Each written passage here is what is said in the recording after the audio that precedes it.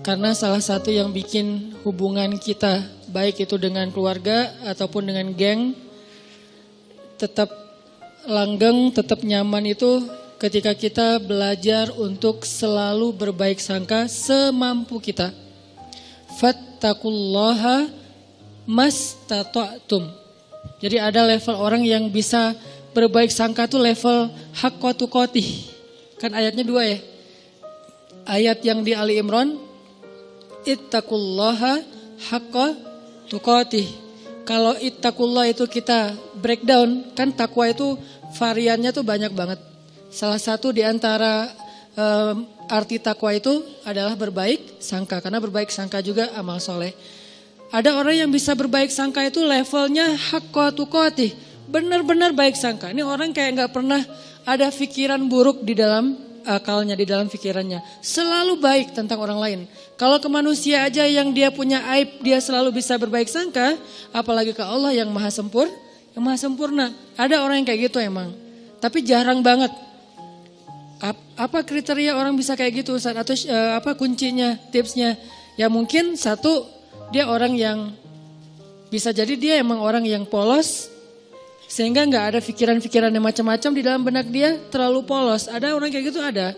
Kadang-kadang kita cemburu gitu ya sama orang yang terlalu polos, yang mungkin pergaulannya terbatas, pendidikannya terbatas, orang desa yang walaupun gak semua orang desa, kalau sekarang kan udah pada online ya. Tapi saya pernah umroh bareng seorang bapak petani, yang setiap hari jalan katanya 8 kilo ke sawah, buruh tani bukan petani, buruh tani.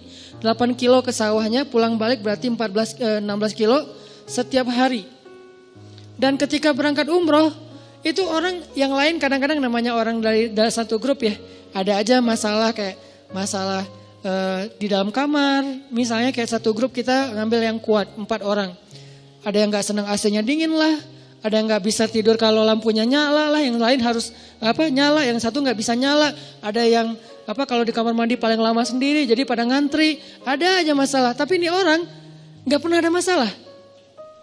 Ke orang lain tuh dia gak pernah baper, gak pernah bete, gak pernah marah, gak pernah ngomongin yang enggak. Nyaman banget, kayaknya hidupnya tuh anteng, gak ada masalah. Kenapa bisa kayak gitu? Mungkin bukan karena dia orang yang selalu mampu berbaik sangka. Allah menganugerahi dia kepolosan sehingga gak bisa berburuk sangka. Dia gak bisa berbaik sangka dan juga gak bisa berburuk sangka, ya gitu-gitu aja. Dalam satu kondisi kadang orang kayak gini lebih bahagia daripada kita yang complicated ya. Satu sisi kita kalau berbaik sangka itu luar biasa. Tapi sisi lain kalau udah was-wasa berburuk sangka juga bisa rumit banget. Tapi ada orang yang biasa-biasa aja. Sehingga pas lagi umroh tuh saya ngelihat bapak ini kayaknya di antara satu jemaah umroh termasuk saya, dia nih yang paling mabrur ibadahnya. Kenapa?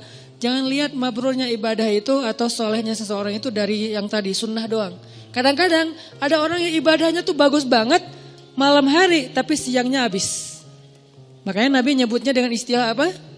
Muflis, orang yang bangkrut. Bukan orang miskin, orang bangkrut. Karena kalau orang miskin gak mungkin bangkrut kan? Apa yang mau dibangkrutin karena gak ada yang lebih misalnya kan? Orang bangkrut itu orang kaya tapi jatuh miskin, itu namanya orang bangkrut. Muflis bahasa hadisnya. Siapa orang yang bangkrut kata Nabi? Kata sahabat, orang yang kehilangan uangnya ya Rasul. Orang yang kehilangan ontanya ya Rasul. Orang yang kehilangan hartanya ya Rasul. Kata Nabi bukan itu. Ada yang lebih parah. Siapa? Orang yang kehilangan pahalanya. Dia datang di hari akhirat. Dia datang di hari akhirat masuk dalam komunitas. Nanti di Padang Mahsyar kan banyak komunitas tuh. Ada komunitas ahli tahajud. Ada komunitas ahli sedekah. Ada komunitas ahli sholat berjamaah. Ada komunitas menjaga pandangan. Ada komunitas yang jomblo fisabilillah. Dia wafat dalam keadaan sendiri tapi gak pernah berbuat dosa-dosa yang kayak gitu-gituan. Artinya kan jomblo fisabilillah banget ya.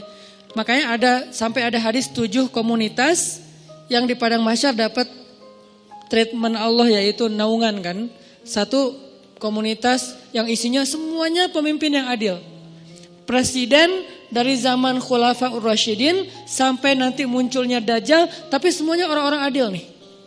Ada yang kenal dan kita kenal namanya, ada yang kita gak kenal namanya bahkan ceritanya. Tapi ada di antara manusia.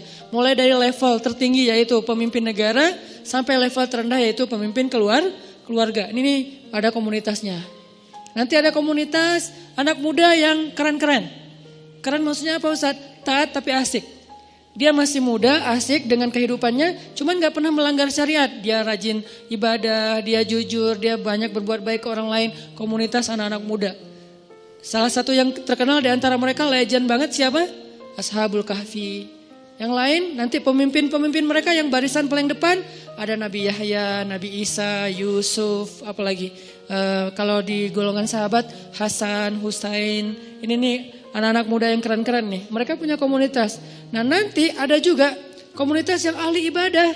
Cuman ketika dihisap oleh Allah mereka jalan berkomunitas karena mereka digolongkan sesuai dengan amal yang dominan. Yasdur nasu ashtatan. Manusia yasdur akan dikelompokkan ashtatan berkelompok-kelompok sesuai dengan liyuro a'malahum, sesuai dengan amalnya. Jadi kalau datang ahli Quran itu ketahuan, wah hebat ya mereka ahli Quran gitu. Ketahuan dari mana? Mereka akan diberikan kendaraan cahaya. Kemudian dijemput langsung dari tempat mereka dibangkitkan, dari kuburnya dijemput oleh malaikat. Kemudian mereka akan dikawal oleh malaikat yang juga ahli Quran. Siapa malaikat itu? Malaikat Safaroh.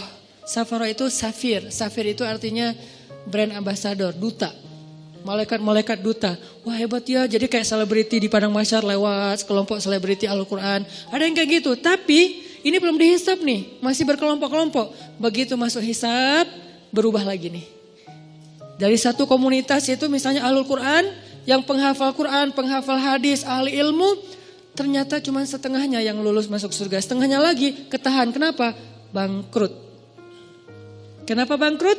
Mungkin dia ahli Quran, tapi dia juga suka berburuk sangka dan membicarakan aib orang lain. Mungkin dia ahli tahajud, tapi dia siangnya membicarakan aib orang lain. Ini nih yang bahaya nih. Jadi balik lagi, saya kayak ngerasa iri gitu ke bapak tadi yang orangnya tuh lempeng, ibadahnya mungkin enggak kayak yang lain yang sehari tahu sampai 5 kali. Dia paling sehari sekali, itu juga kalau ada yang ngajak, kalau enggak di kamar aja sendiri gitu kan ya. Karena udah selesai ibadah umroh, ya udah di kamar. Kenapa dia gak ke masjid? Apa kurang soleh? Bukan, gak tahu jalan. Dia sekamar itu berlima, aslinya berempat tapi ditambah jadi berlima dan dia gak komplain. Yang 4 ini komplain, dia gak komplain. Padahal yang 3-nya komplain, dia gak. Kenapa? Karena dia ya gak apa-apa. Terus di antara berlima ini kan ada extra bed ya. Karena kamarnya kamar quad dengan bed yang single bed. Terus karena ditambah satu lagi, soalnya udah ganjil, extra bed, dia tidur di extra bed. Yang notabene extra bed itu enggak seperti yang biasa, kurang empuk, terus dari bawahnya tuh bunyi-bunyi gitu, terus sakit badan, tapi dia mau, padahal dia bayar sama dengan yang lain, tapi dia dikasih extra bed, enggak apa-apa. Terus teman-temannya karena malam-malam pada cepet-cepetan, pada berangkat sendiri-sendiri ke masjid, dia tinggal sendiri, takut, sama orang kampung, takut keluar entah nyasar, kan yang paling terkenal tentang Mekah itu kan nyasar ya. Jadi akhirnya dia karena takut nyasar, ya udah di kamar aja. Salat subuh di kamar padahal di Mekah. Pak gimana tadi subuhnya? Di kamar Ustaz. Loh kenapa? Gak ada yang nemenin gitu doang. Wah ini Masya Allah, mungkin subuh dia tuh lebih afdal daripada kita yang subuhnya di masjid. Kenapa? Bukan karena dia gak mau, dia gak mampu, takut. Yang lain tawaf sehari 5 kali, dia tawaf kalaupun ada yang ngajak sehari sekali. Tapi gak pernah ngomongin aib orang lain. Gak pernah berburuk sangka kepada orang lain. Dia orangnya selalu tersenyum. Dalam keadaan capek aja bisa tersenyum. Dahsyat nih orang kayak gini nih. Gak tahu Allah kasih kelebihan apa pada dia. Ini namanya haqqa tuqatih. Husnuzonnya itu udah benar-benar husnuzon. Selalu husnuzon. Gak pernah berburuk sangka. Ada orang kayak gitu? Ada. Apalagi di kalangan sahabat. Contoh. Ada seorang sahabat namanya Tolhah bin Abdillah. Istrinya Tolhah ini pernah sukses, pernah juga diuji dengan terpuruk secara finansial, bisnis dia, dagangan dia tuh kayak rugi gitu. Ketika sukses, teman-temannya banyak yang datang ke rumah. Tolhah, jadi rumahnya rame terus. Dan suka minjemin duit dari dia, jadi dia bantuin teman-temannya, traktirin makan teman-temannya. Pas lagi sukses nih, begitu dia bangkrut, sepi, gak ada yang datang ke rumahnya. Orang gak ada yang ngejar dia, gak ada yang ngeramein rumahnya lagi. Gak ada yang jalan makan bareng dengan dia. Harusnya kan minimal gantian dong, sekarang dia yang ditraktirin kan. Akhirnya istrinya secara manusiawi normal bilang gini, Tolha, tuh lihat teman-teman kamu sekarang. Ketahuan kan siapa yang sejati, siapa yang enggak. Kenapa kata Tolha? Giliran kamu sukses dulu mereka nemenin kamu. Ramai di rumah setiap malam. Sekarang giliran kamu bangkrut mereka jauh dari kamu. Kata Tolha, enggak, sebaliknya. Mereka itu teman-teman yang baik. Mana sisi baiknya? Dulu ketika aku banyak uang, mereka datang meminta tolong kepada aku karena mereka tahu aku mampu menolong mereka. Sekarang ketika aku bangkrut gak punya uang, mereka gak datang lagi karena gak mau merepotkan aku. Lihat sisi, selalu ada sisi husnuzon. Ini orang kok bisa kayak gini gitu. Sekarang mereka gak datang lagi ke rumah aku karena gak mau ngerepotin aku. Takut daripada saya minta pinjam uang ke Tolha, tapi Tolha jadi gak enak hati karena gak bisa nolongin. Kasihan, ya udah deh gak usah datang ke rumah Tolha. Itu yang dipikirin. Coba kalau kayaknya kita kayak istrinya lah ya, normal kan ya. Dan itu gak salah, cuman ada orang yang keren. Bisa haqqa tuqatih. Sehingga ayatnya, ittaqullaha haqqa tuqatih. Kalau kalian mau beramal soleh yang pol, coba. Ada orang yang bisa kayak gitu. Siapa lagi yang bisa husnuzon? Istrinya Abu Ayyub. Ketika terjadi fitnah, berita hoax tentang Aisyah selingkuh dengan Sofwan. Istrinya Abu Ayyub pulang ke rumah terus nanya ke istrinya, "Mah, udah dengar berita yang lagi trending topik gak?" Gitu. "Oh, tentang Aisyah, ya. Gimana menurut mama?" Kata istrinya Abu Ayyub, "Ya Abu Ayyub, gimana menurut engkau kalau ada yang membuat berita aku selingkuh?" Kata Abu Ayyub, "Ma'azallah, gak mungkin saya percaya. Karena saya tahu mama orangnya solehah, baik, menjaga diri, gak mungkin macam-macam. Kalau sebaliknya ada orang yang mengatakan engkau hai Abu Ayyub selingkuh, mungkin gak?" "Ma'azallah, gak mungkin saya selingkuh, kan saya suami setia sama kamu," gitu-gitu kan ya. "Terus saya gak mungkin selingkuh, gak mungkin berpaling ke yang lain mah, demi Allah gitu." Kata istrinya Abu Ayyub, "Wahai Abu Ayyub, sesungguhnya Aisyah lebih soleha dari aku. Kalau aku gak mungkin, Aisyah lebih gak mungkin lagi. Sesungguhnya Sofwan lebih soleh dari kamu. Kalau kamu aja gak mungkin, apalagi Sofwan." Ini juga berbaik sangka.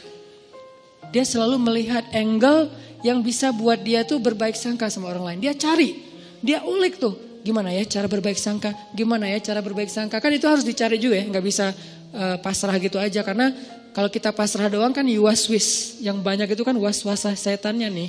Yuwaswisu fi sudurinas. Ternyata dia benar, ternyata dia gitu, ternyata dia nggak seperti yang kamu pikirkan. Ini tuh banyak banget sehingga kita harus melawannya dengan cari-cari celah. Mana ya sisi baiknya ya, mana sisi baiknya ya. Kalau nggak ada, minimal kalau nggak bisa sama sekali, Allahu a'lam. Saya nggak mau komen deh. Saya nggak mau berprasangka apapun deh. Ya udah deh, saya diam aja. Nah ini menunjukkan bahwa ada orang yang haqqa tuqatih. Ada juga yang nggak bisa haqqa tuqatih. Maka Allah berfirman di dalam surat At-Taghabun kalau nggak salah, fattaqullaha mastata'tum. Kalau kalian nggak bisa berbaik sangka total, semua kasus berbaik sangka nggak bisa, minimal mastata'tum, usahakanlah semampu kalian. Ini Al-Quran, indahnya Al-Quran tuh kayak gitu, balance. Cuman kadang-kadang kan kita ngambil satu ayat menyimpulkan, padahal ayat itu saling mengutuhkan, saling menjelaskan bayinat antara satu dengan yang lain. Kalau nggak bisa semuanya berbaik sangka, jangan sampai juga kita akhirnya nyerah. Kayaknya susah banget ya berbaik sangka, udah deh kita biasa-biasa aja. Jangan gitu. Mastata'tum, berusahalah semampu kalian. Yang kalian lewatkan, minta ampun sama Allah. Yang kalian mampu, maka jagalah, dawamkan, istiqomahkan. Fattaqullaha mastata'tum. Mastata'tum itu yang mana Ustadz? Yang kecil-kecil dulu, latihan dari yang kecil dulu. Berbaik sangka terhadap hal-hal yang mungkin buat kita sih nothing tulus lah. Ya, ini kan masih gampang ya berbaik sangkanya ya. Apalagi buat orang yang mungkin gak ada hubungannya dengan kita. Dan kalau kita berbaik sangka juga atau berburuk sangka, gak ada untung ruginya buat kita. Ya udah kita latihan dari yang itu dulu. Terus kasus-kasus sepele, kasus yang sekedar komen, sekedar broadcast. Kayak misalnya kita lagi di satu grup, beda mazhab. Tiba-tiba ada yang broadcast mazhab yang kita gak sama dengan kita. Jangan langsung berburuk sangka, nih kayaknya nyepet gua nih. Jangan. Sampai di dalam taklim juga kadang-kadang ada orang yang berburuk sangka gara-gara pertanyaan. Misalnya Ustadz saya mau nanya, gimana orang yang kerjanya masih riba? Langsung diliatin, lo maksudnya gua? Jangan, karena dia gak kenal kita dan dia juga gak tahu. Mungkin dia nanya, memang dia pengen tahu jawabannya. Tapi jangan juga sengaja kita nanya buat menjatuhkan teman kita yang baru belajar. Kayak misalnya dia baru datang, hijabnya belum sempurna. Kita lihat, wah ini ada bahan pertanyaan nih. Pas sesi tanya jawab, Ustadz, apa hukumnya masuk masjid? Hijabnya masih kelihatan kayak orang di sebelah. Nah ini nih. Atau kalau nggak bilang pun sampai bikin dia nggak nyaman gitu. Yang jelas saling apa ya? Yang satu menjaga lisan, menjaga sikap, yang satu lagi menjaga pikiran dan perasaan. Ini kalau bisa kayak gini semampu kita ya. Karena buat saya juga mungkin saya pastinya belum hakqa tuqatih. Jangankan keluar, ke rumah aja, ke keluarga aja belum bisa hakqa tuqatih. Tapi baru mastata'tum, masih ikhtiar, masih proses, masih belajar. Dan saya juga belajar. Jangan berpikir, oh Ustaz udah sempurna banget ya, hebat ya. Enggak sama sekali. Yang sempurna di antara manusia cuman Rasulullah SAW. Sisanya lebih. Kemudian kurang dikit, makin kesini tuh makin lemah nih. Sahabat idealnya udah di atas rata-rata. Tabiin di bawah sahabat sedikit tapi di atas kita. Tabiin di bawah tabiin tapi di atas kita. Makin kesini tuh makin ya tahu dirilah. Artinya kita bukan siapa-siapa. Lagian orang bertakwa itu bukan berarti gak pernah berbuat dosa. Ini juga satu celah untuk berbaik sangka teman-teman. Ketika teman-teman punya teman baru atau teman yang udah baru hijrah atau yang udah soleh, jangan mengkultuskan dia harus benar segala hal. Ini bahaya nih. Kalau kita menganggap orang soleh ahli ibadah itu gak boleh salah, kita akan kecewa dengan semua orang. Kenapa? Gak ada orang kayak gitu setelah Rasulullah SAW wafat. Gak ada orang yang gak pernah buat salah. Toh Nabi aja yang sempurna kadang berbuat keliru walaupun bukan salah. Nabi gak pernah berbuat dosa, Nabi tidak berbuat kesalahan, maksum, tapi keliru, ya. Bahkan beberapa kali Nabi ditegur di Al-Quran oleh Allah. Banyak ayat, termasuk Nabi lupa bilang insya Allah, sampai akhirnya ditegur. Termasuk Nabi misalnya mengharamkan apa yang Allah halalkan demi nyenengin istrinya. Termasuk Nabi sikapnya bermasa muka dan berpaling. Termasuk Nabi salah fatwa memutuskan masalah tawanan perang. Banyak di Al-Quran itu teguran kepada Nabi. Kenapa? Karena Nabi juga manusia. Cuman beda sama kita, kalau kita salahnya kadang-kadang sengaja. Kalau Nabi tidak sengaja. Dan salahnya Nabi itu bukan salah dalam bahasa fikih, keliru. Kalau salah enggak, kalau keliru ya. Keliru dalam sholat pernah, yang harusnya 4 rakaat jadi 2 rakaat, kenapa? Lupa. Nabi tapi kok gak khusyuk? Bukan gak khusyuk, Allah bikin kayak gitu biar Nabi itu jadi teladan buat kita yang pelupa. Sholat, udah berapa rakaat nih? Kan lupa kan? Ya udah deh, kayaknya udah selesai deh. Assalamualaikum. Nah ada teladannya dari Nabi. Kalau kita lupa, ambil yang paling kecil angkanya. Jangan ambil angka yang paling besar, keenakan. Baru juga serakaat, kayaknya udah 4 deh. Assalamualaikum. Setiap hari aja sholat serakaat karena pelupa gitu. Nabi pernah lupa 2 rakaat, terus gak perlu diulang 4 rakaat, itu memberatkan. Misalnya sholat zuhur, pas tahiyat awal, udah gitu, ini yang kedua atau yang pertama ya? Kayaknya kedua deh. Assalamualaikum, assalamualaikum. Di belakang bilang, Mas lagi sholat sunnah, enggak zuhur 2 rakaat. Oh ya, langsung sholat lagi 2 rakaat. Tidak perlu diulang, ya kok dikasih tahu sih, biarin aja kali. Jangan, biar akhirnya kita nambah 2, kan gak repot ya kalau nambah 2 rakaat ditutup dengan sujud sahwi. Kecuali kita udah kemana-mana, makan-makan dulu, cari kayak batagor apa segala macam. Lo tadi perhatiin gue sholat gak? Iya, kenapa? 2 apa 4? 2 sih kayaknya. Oh 2 beneran 2 ya, udah 2 lagi deh. Enggak, itu mah udah batal, udah jauh ya. Tapi kalau masih duduk, tapi kan udah ngomong Ustaz, ngomongnya kan yang perlu aja, cuman masalah bab sholat, bukan ngerumpi. Udah ngobrol kemana-mana masalah politik segala macam, kayaknya tadi kita bener gak sih sholatnya? Udah lama kali, itu ulang lagi dari awal. Nabi pernah kayak gitu? Pernah, tapi itu bukan salah, keliru. Dalam bahasa fikih itu namanya khata', bukan batil. Nabi tidak pernah berbuat batil, tapi kalau yukhti atau khata' pernah, cuman gak sengaja. Artinya ya semampu kita aja lah, berbaik sangka sama orang, berbaik sangka sama pasangan, berbaik sangka sama keluarga, apalagi orang tua. Gimana caranya Ustadz biar bisa berbaik sangka? Satu, tadi cari celah. Kalau kata ulama, iltamis li akhika alfa uzrin. Carilah untuk saudaramu 1000 alasan. Cari 1000 alasan. Arti 1000 alasan di sini jangan buru-buru menyimpulkan. Jangan buru-buru menyimpulkan. Ada satu hikmah yang menurut saya tuh keren dari seorang dai. Beliau bilang gini, kalau kalian dapat WA, teks apapun bentuknya, kalau kalian dapat teks, dikirimin teks sama orang yang kalian gak nyaman, jangan langsung dibales. Terus tunggu dulu beberapa lama. Mungkin besok dibalasnya. Kalau kita gak nyaman ya, kalau yang kita nyaman balas aja langsung, kasihan dia nungguin. Kalau gak nyaman kayak dia misalnya ngomong yang gak pantas, atau salah ngomong, atau mengkritik, atau apalah, jangan langsung dibalas. Kenapa? Tunggu sampai besok. Kalau kita tunggu sampai besok, kita akan dapati diri kita besok membalasnya lebih bijak daripada semalam.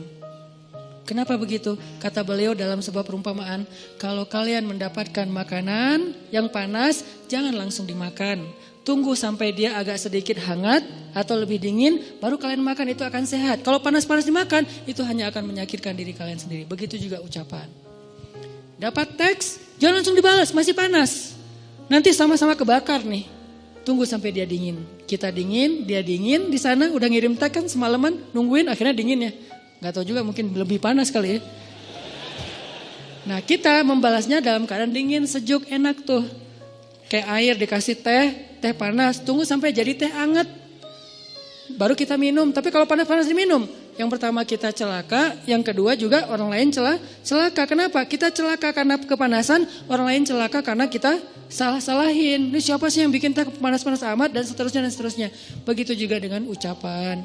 Ini cara berbaik sangka nih. Caranya jangan langsung disimpulkan, jangan langsung dijudge, tunggu aja dulu. Siapa tahu setelah kita tunggu ternyata secara natural terjelaskan dengan sendirinya. Muncul tabayun yang tidak kita sengaja, bukan kita cari, bukan. Tiba-tiba muncul kayak tabayun, penjelasan dari sana sini. Akhirnya kita gak sempat menyimpulkan yang negatif kan. Alhamdulillah selamat gitu. Ustaz, kadang-kadang buruk sangka itu bukan disengaja, muncul aja. Makanya gak mungkin lah kita sengaja pengen berburuk sangka sama orang lain. Itu was-wasa dari setan. Kok salah setan sih Ustaz? Ya emang salah setan. Kenapa kok salah setan? Ya setan, memang untuk disalahin gitu kan. Makanya Nabi Yusha ketika lupa dengan ikannya yang berenang, apa kata beliau? Wa ma ansanihu illa syaitanu an adzkurah. Gak ada yang bikin saya lupa kecuali karena saya setan. Ini setan nih kerjaannya nih, gitu. Jadi a'udzubillahi minasyaiton. Pas kita ada yang gak enak di pikiran kita, a'udzubillahi minasyaitonir rajim. Terus kata setan, gue gak ngapa-ngapain kok dita'awuz-ta'awuzin sih. Ya emang bagian dia gitu. Masa a'udzubillahi minni. Ya Allah aku berlindung dari diriku sendiri, kan gak mungkin ya. Gak ada ayatnya, yang ada berlindung dari setan. Intinya cari celah, jangan langsung disimpulkan. Biarin aja dulu, larut. Ada masalah, jangan langsung, wah bener nih. Jangan, diamin aja dulu. Minimal kalau gak tertabayun, terjelaskan dengan sendirinya, kitanya udah concernnya udah pecah dengan hal-hal yang lain. Siapa tahu tiba-tiba Allah memberi kita rezeki lupa, besok gak sempat dibahas lagi. Ini cara-cara berbaik sangka yang kata ulama praktis. Tunggu, jangan simpulkan dulu. Kedua, cara berbaik sangka, kita ingat-ingat kebaikannya. Karena kalau kita gak pernah ingat kebaikan orang lain, agak susah sih memikirkan bahwa dia itu sebetulnya gak ada maksud apa-apa. Tapi kalau menurut kita nih orangnya tuh baik, orangnya tuh gak pernah bohong. Begitu ada orang bilang dia bohong lu kemarin, kayak gak mungkin deh. Soalnya setahu saya dia tuh orangnya selalu jujur. Nah kan karena kita ingat bahwa dia jujur, susah percaya kalau dia bohong. Karena kita ingat dia orangnya setia, susah percaya kalau dia selingkuh. Karena kita ingat dia orangnya perhatian, susah percaya kalau dia cuek. Ini nih ingat kebaikan. Seingat mungkin, kalau perlu kita bikin program buat diri sendiri berbaik sangka dalam rangka mastata'tum, semampu kita catat. Dia pernah gini sama saya, dia pernah bantuin saya, dia pernah.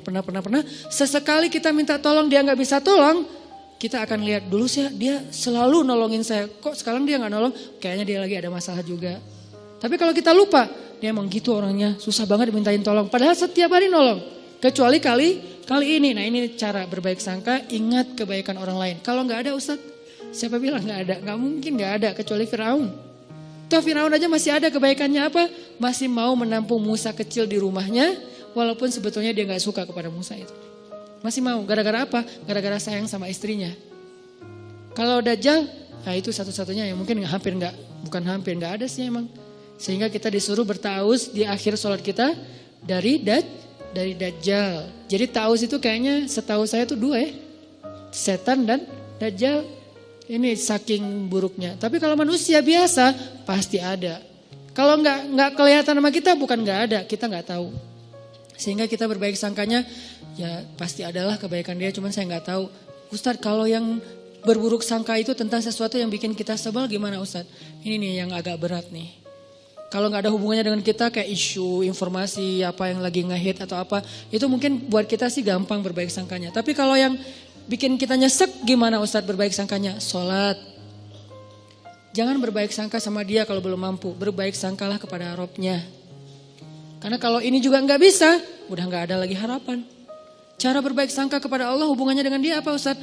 Ya Allah, saya nggak tahu apa yang terjadi. Saya serahkan urusan dia kepada Engkau. Engkau pasti nggak akan ngecewain saya dong pastinya.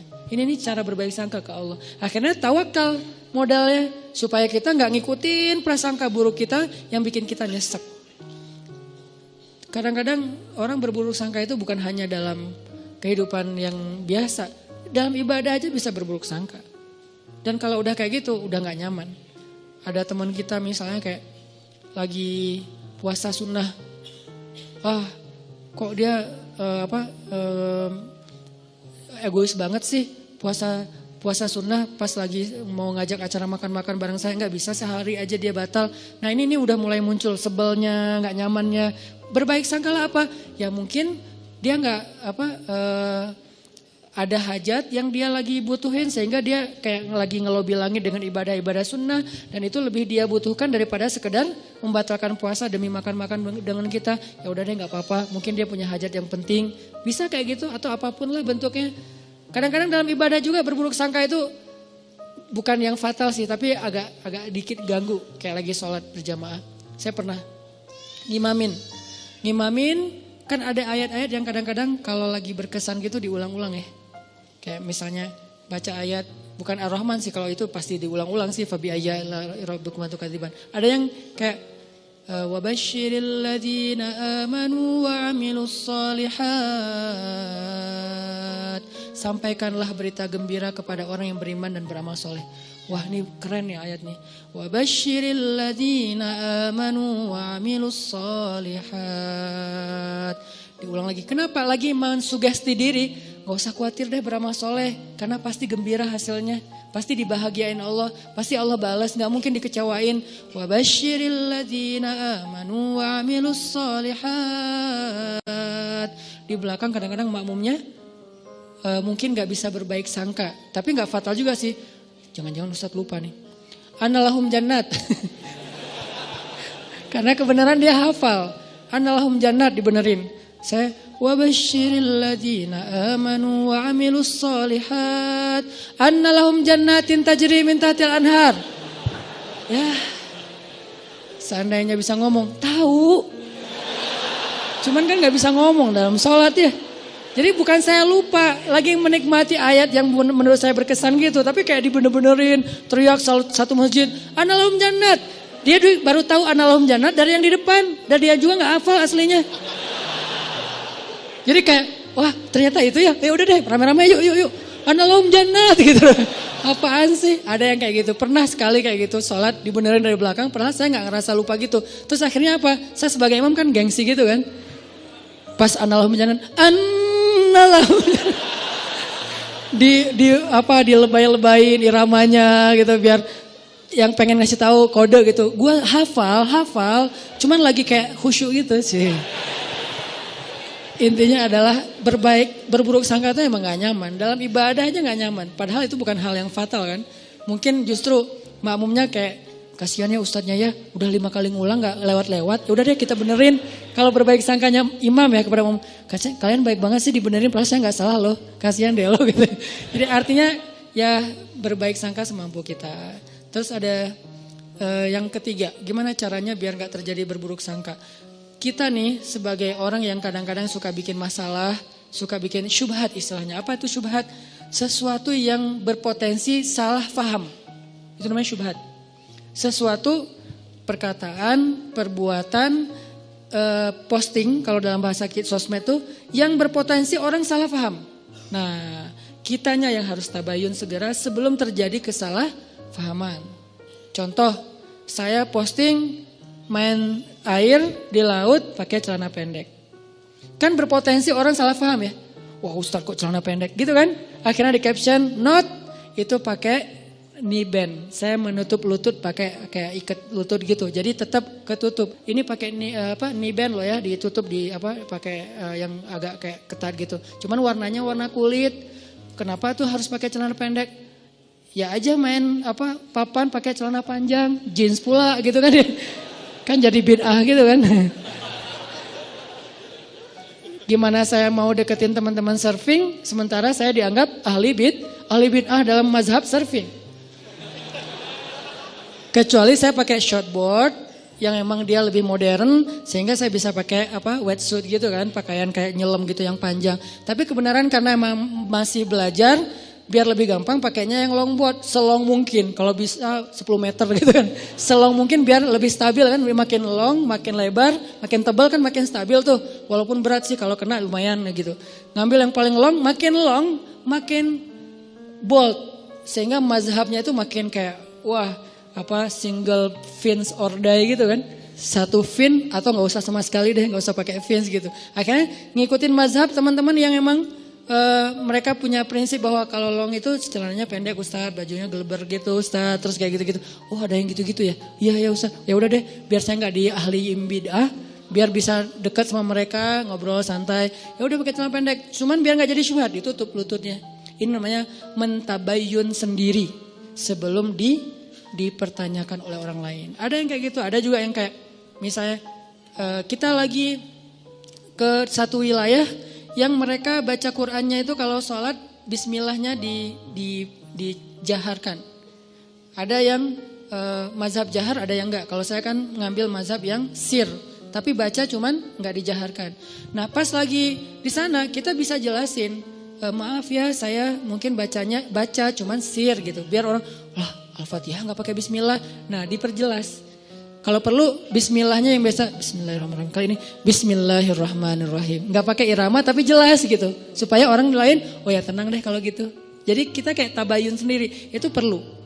Apa dalilnya Ustaz? Nabi pernah kayak gitu. Nabi suatu malam lagi nganterin istrinya pulang. Karena dari masjid Nabi enggak nginep di rumah istri yang itu. Cuman dianterin pulang.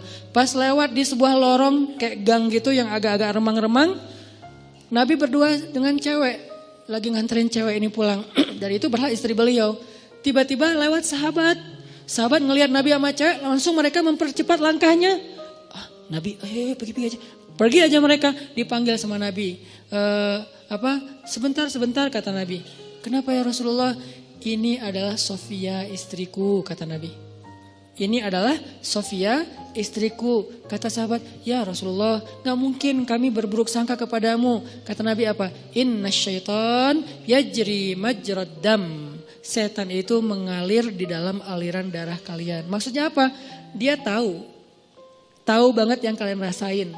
Mungkin sekarang kalian gak akan ada apa-apa. Nabi sama cewek, pergi aja gak usah dipikirin. Udah disimpan. Besok ada yang ngomongin atau ngelihat sekali lagi. Bener ya kayaknya semalam yang kita lihat. Nah jadi gitu tuh. Daripada jadi omongan, maka Nabi langsung tabayun. Sebentar. Ini Sofia istriku kata Nabi. Oh iya berarti udah gak ada fitnah. Ini namanya tabayun langsung. Kadang kita sebagai objeknya yang harus aktif. Kalau kita lihat sikap kita, postingan kita, ucapan kita, teks kita, caption kita tuh bisa mengundang salah faham orang yang membaca. Dan itu kan banyak. Tulisan-tulisan yang kalau orang baca salah paham. Kenapa salah paham? Karena mungkin memang tulisannya agak-agak multi tafsir. Maka butuh kayak footnote-nya, butuh penjelasannya, butuh apanya. Itu namanya tabayun. Jangan tunggu orangnya, jangan suuzon dong tabayun dulu. Kalau emang yang kita lakukan emang akan muncul potensi salah paham, kita aja yang langsung tabayun. Termasuk kayak lagi lagi bikin event. Saya beberapa kali bikin event. Muhasabahnya pakai back sound.